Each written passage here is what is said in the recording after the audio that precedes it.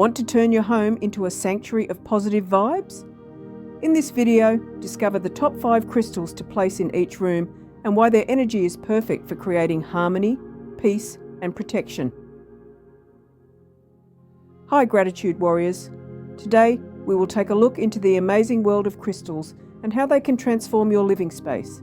Each crystal has unique energy, and when placed in the right room, it can elevate the vibe, enhance well-being, and create a sanctuary of peace. Let's explore the top 5 crystals for your home and where to place them for maximum benefit. First up, we have Black Tourmaline, the ultimate protector. Place this crystal near the entrance to your home to shield against negative energy.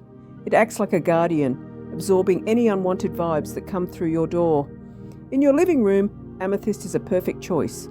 Its calming energy is great for family gatherings, relaxation, and fostering peaceful communication. It's a natural stress reliever, so place it on a coffee table or near seating areas to keep the atmosphere tranquil. For the bedroom, nothing beats the soothing energy of Rose Quartz. Known as the Stone of Love, this crystal promotes self-love, enhances romantic relationships, and brings a sense of calm. Place it on your nightstand for restful sleep and to nurture loving energy. Now, let's move to your workspace. Citrine is the crystal of abundance and creativity. It helps with motivation, focus, and bringing in prosperity. Place it on your desk to encourage clarity and productivity during work or study. Finally, Selenite is perfect for the bathroom.